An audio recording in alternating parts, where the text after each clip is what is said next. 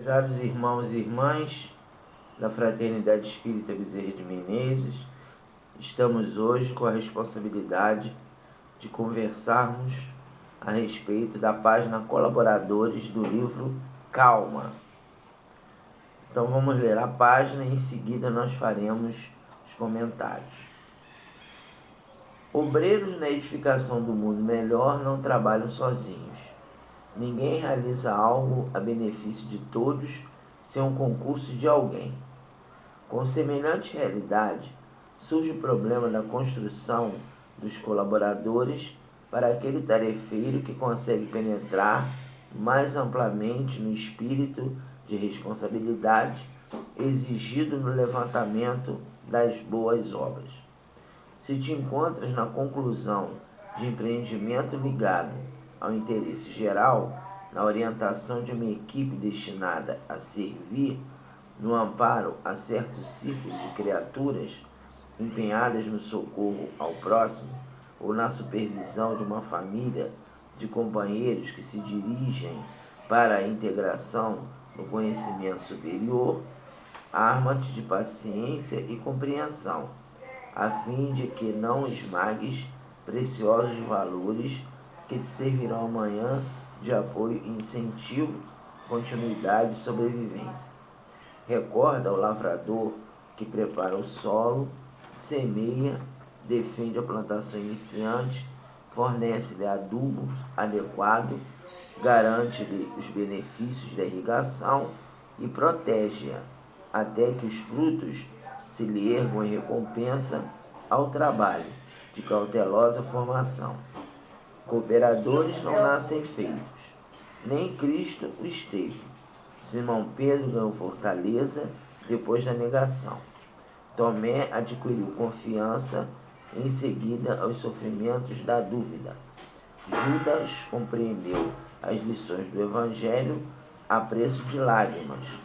Paulo de Tarso foi recrutado ao serviço da Boa Nova num campo adverso, onde a crueldade pautava o cotidiano.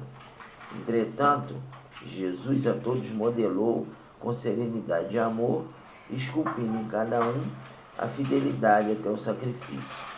Se pretendes a aquisição de companheiros que te estendam a tarefa e lhes assegurem estabilidade, ama e abençoa aqueles corações ainda verdes no entendimento que as circunstâncias da vida te confiam em nome do Senhor. Aprende a desculpar e auxiliar, a instruir e amparar sempre, a fim de que os teus ideais e realizações de hoje venham a encontrar o necessário apoio no prosseguimento de amanhã. Feita a leitura da página, vamos então comentá-la. Então, inicialmente, nós temos que compreender que qualquer evento, seja ele espiritual ou material, nunca faremos algo de útil sozinhos. Até mesmo Jesus, que é o exemplo para todos nós, ele precisou de colaboradores para executar a sua tarefa. Apesar da sua magnitude, ele sabia que ele necessitaria daquele grupo de cristãos novos, daquele grupo de irmãos que estariam prontos ao testemunho após a sua desencarnação. Então ele precisaria de Simão Pedro, precisaria de Tiago, de Lucas, de outros companheiros anônimos que, através do sacrifício, através do esforço, construíram a Boa Nova, proporcionaram a disseminação do Evangelho do Cristo. Então, nós não temos que ter a pretensão de que nós vamos fazer essas tarefas meritórias sozinhos. Precisaremos de colaboradores. Mas aí, o que ocorre? Nessa busca para construção dessas atividades, para a execução dessas tarefas, nós teremos que ter alguns predicados, porque sabemos que não encontraremos colaboradores perfeitos. Então, por exemplo, na casa espírita, Nós temos ali várias pessoas que nos auxiliam nos diversos setores da casa espírita. Tem a direção da casa e tem os demais colaboradores, né? A pessoa que trabalha no passe, tem os médiuns, tem os frequentadores. É um conjunto de pessoas que trabalham em prol de uma causa que é a disseminação do Evangelho. Acontece que esses companheiros, muitas vezes, têm os seus defeitos, têm as suas dificuldades, e nós precisamos estar atentos a como iremos auxiliá-los na construção coletiva desse trabalho. De que maneira que nós empreenderemos um esforço coletivo para fazermos essas atividades. Temos as lideranças, que são as pessoas que que fazem o planejamento, que fazem o estabelecimento dos cronogramas, dos horários, e temos aqueles que são os executores, os companheiros que vão, a partir do cronograma, a partir do planejamento, vão colocar em prática aquilo que foi estabelecido. Mas aí nos deparamos com essa construção de trabalhadores. Ou seja, de que maneira recrutar esses companheiros, de que maneira auxiliá-los na conscientização das suas tarefas. Então aí o Emmanuel nos dá algumas orientações nesse sentido. E aí ele coloca aqui: se te encontras na condução de empreendimento ligado ao interesse geral, empenhados no socorro ao próximo, arma-te de paciência e compreensão. Então, nessa busca dos colaboradores, nesse trabalho coletivo que as casas espíritas executam, nós precisamos estar armados, ou seja, precisamos estar com a armadura da paciência e da compreensão. E por que isso? Da paciência é porque nós temos que aprender a conviver com os defeitos alheios. Nós não podemos considerar que, porque pelo simples fato da pessoa ser espírita, que a pessoa não tem deslizes, não tem problemas, né? Então, e muitas vezes uma longa convivência, a pessoa que trabalha muitos anos numa casa, né? Então a gente vai verificando quais são os erros que aquela pessoa comete.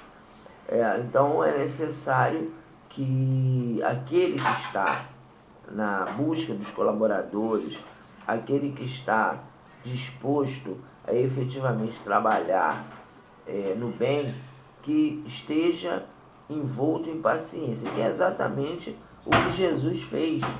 Jesus sabia que aqueles seus discípulos, somente muito tempo depois, que compreenderiam a sua mensagem, os seus ensinamentos. Por que Jesus, antes de ir em busca de qualquer discípulo, ele foi primeiro em busca de Judas?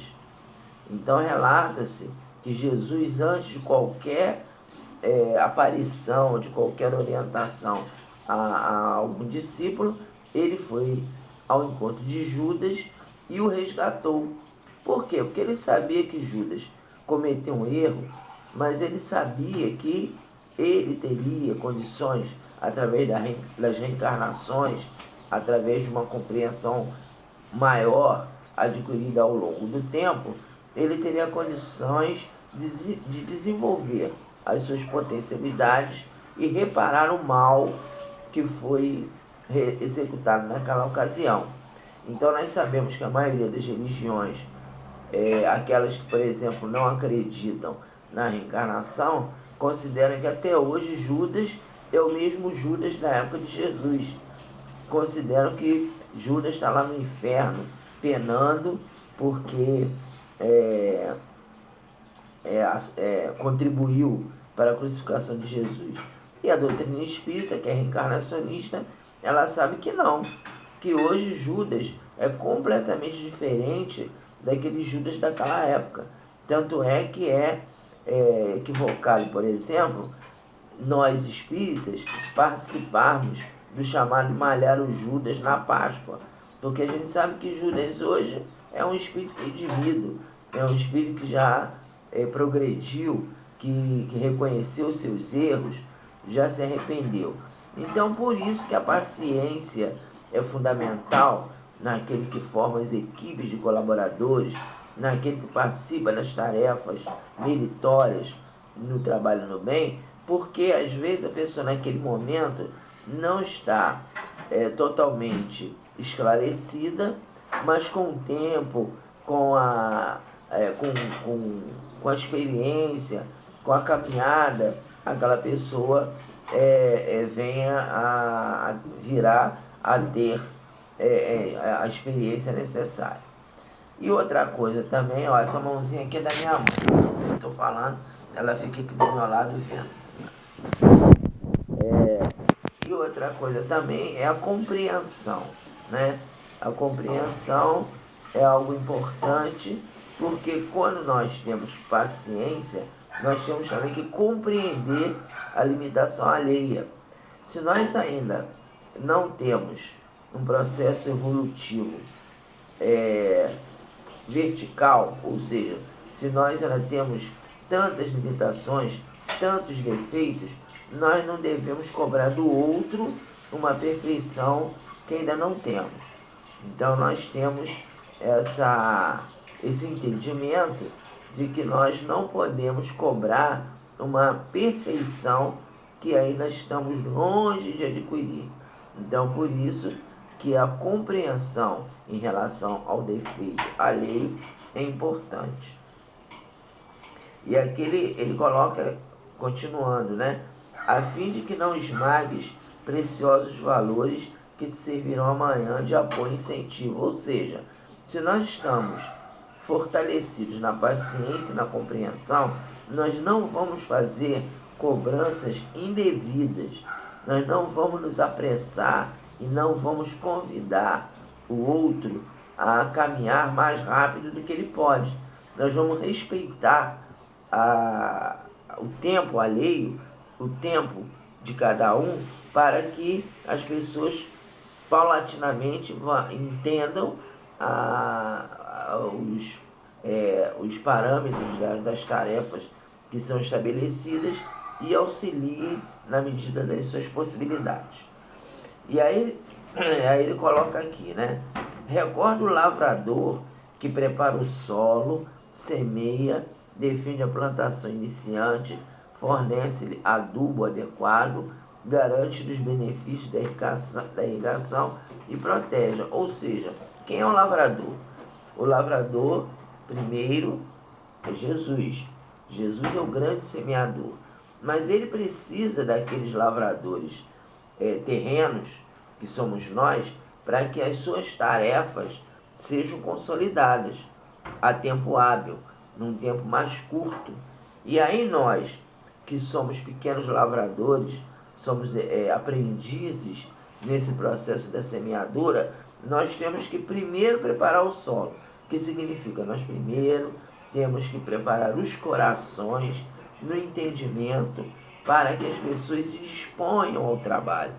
Então nós precisamos estar visitando o coração de cada um dos nossos irmãos colaboradores nas tarefas da Casa Espírita, nas tarefas que nós nos preparamos para executar, para que esse solo, para que esses corações estejam predispostos ao trabalho, estejam conscientes das suas responsabilidades e principalmente tenham em nós, que somos aprendizes de lavrador, né? Somos lavradores iniciantes, tenham em nós o suporte, alguém que estará pronto a sustentar aquele indivíduo quando ele precisar.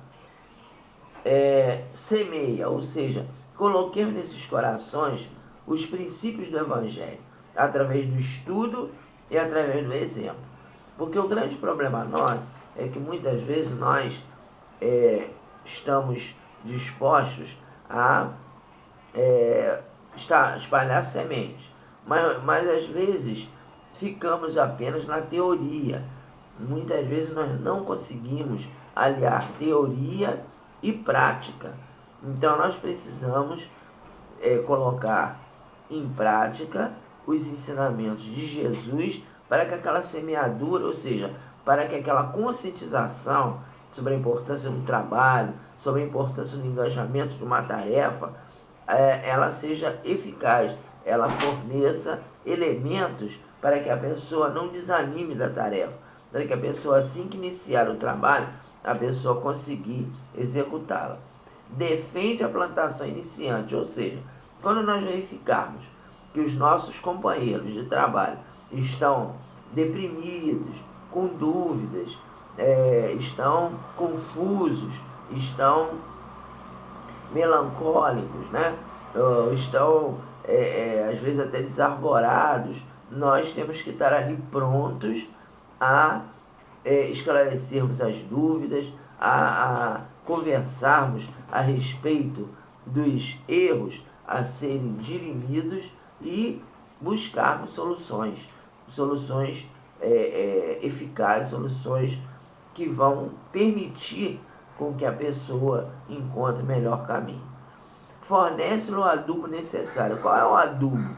O adubo é o Evangelho, né? É o Evangelho que precisa ser sempre relembrado. O adubo é a oração, né? O adubo são as reuniões mediúnicas, em que às vezes nós somos vítimas de processos obsessivos e precisamos do auxílio dos amigos espirituais para que aquele processo obsessivo seja removido. Então esse é o adubo da fé, né? O adubo da confiança na presença dos bons espíritos, na atuação da espiritualidade amiga. Então esse adubo é importante. Garante os benefícios da irrigação. A irrigação é o esforço da continuidade. Então, assim que nós iniciamos um trabalho, assim que nós engajamos os companheiros numa tarefa, nós temos que ter o esforço da continuidade do trabalho. Isso aí é irrigação. É o compromisso que nós temos de iniciarmos uma tarefa e não vamos desistir, não vamos deixá-la de lado. Ah, não, eu não vou mais porque eu estou cansado, eu não quero mais saber, eu vou desistir, eu não gosto do fulano, o fulano não está agindo corretamente. Então, esse tipo de pensamento nós não é o melhor. Nós temos que procurar garantir o trabalho, quer dizer, garantir a nossa colaboração com os benefícios da irrigação, ou seja, com os benefícios da persistência, da perseverança na tarefa. Protege-a, ou seja, temos que nos proteger através da autoavaliação contínua. Então, cada um de nós individualmente precisamos fazer uma autoavaliação. Então, por exemplo, esse trabalho que nós estamos fazendo aqui, que é um trabalho simples e um trabalho que procuramos fazer dentro de um entendimento de muita humildade, né? Porque sabemos que somos ainda iniciantes e somos ainda aprendizes na palestra, nos estudos. Mas mesmo assim, nós temos que fazer uma autoavaliação, ou seja, nós temos que periodicamente vermos os nossos vídeos para verificar como é que está esses vídeos que nós produzimos. Nós temos que periodicamente perguntar às pessoas se está bom, se está gostando, se tem algum erro doutrinário, porque é isso que vai fortalecer a continuidade do trabalho, que é exatamente essa proteção. Quer dizer, a proteção é nós buscarmos nos autoavaliarmos. E se tiver alguma coisa que não está adequada, que nós temos a humildade de mudar isso. E aí ele termina aqui: até que os frutos se lhe ergam e recompensa ao trabalho de cautelosa formação. Ou seja, para que os frutos do trabalho vinguem, ou seja, para que um trabalho na casa espírita, para que um trabalho no bem seja consolidado, para que dê frutos, para que dê resultados, temos que ter uma cautelosa formação. Ou seja, temos que ter todos esses elementos que nós falamos anteriormente. Preparar os corações, lançar as sementes do Evangelho, não apenas no sentido do conhecimento, mas também na exemplificação, defender a plantação iniciante através de cuidado com os nossos maus pensamentos, cuidado com não deixarmos de lado a oração, deixarmos de lado o estudo, né? Colocar sempre o adubo, quer dizer, estarmos sempre buscando a melhoria contínua do trabalho, os benefícios da irrigação, ou seja, a persistência, a perseverança e a proteção, ou seja, a autoavaliação que nos dá a proteção. E vem aí, ele continua: cooperadores não nascem feitos. Ou seja, se nós buscarmos essa trajetória, e aí é uma trajetória individual e coletiva, mas que passa também pela nossa responsabilidade de buscarmos os caminhos, de não desistirmos, não desanimarmos, então nós vamos estar nos candidatando a nos tornarmos trabalhadores de Jesus eficientes.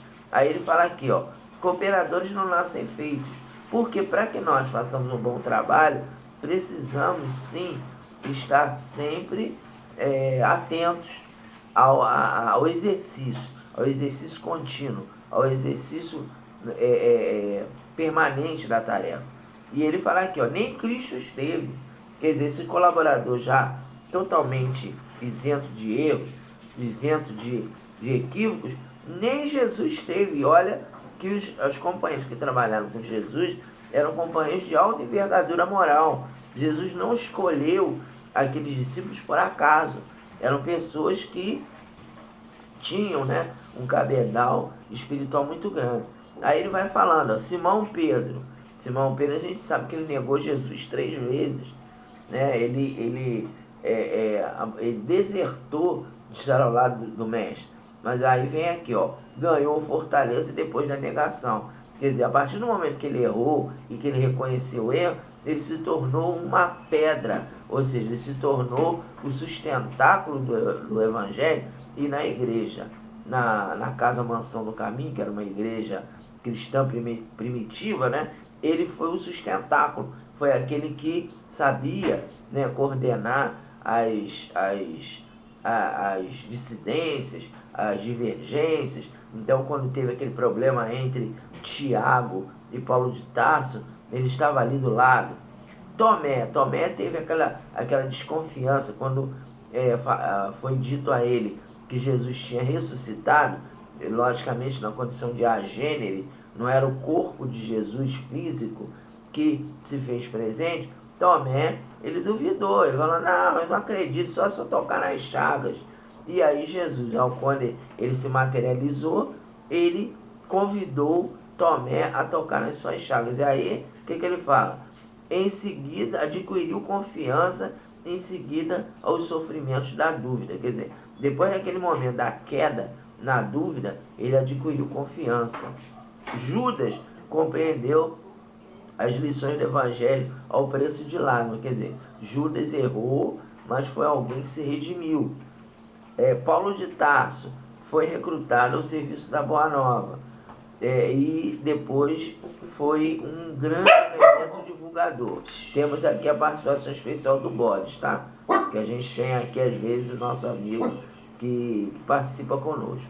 Então, concluindo aqui o nosso estudo aqui, aí ele fala aqui, entretanto, Jesus a todos modelou com serenidade e amor, esculpindo em cada um a fidelidade até o sacrifício. Ou seja, que nós busquemos colaboradores nos quais nós podemos auxiliá-los, envolvê-los num clima de fidelidade serenidade e amor, para que juntos cresçamos para Jesus.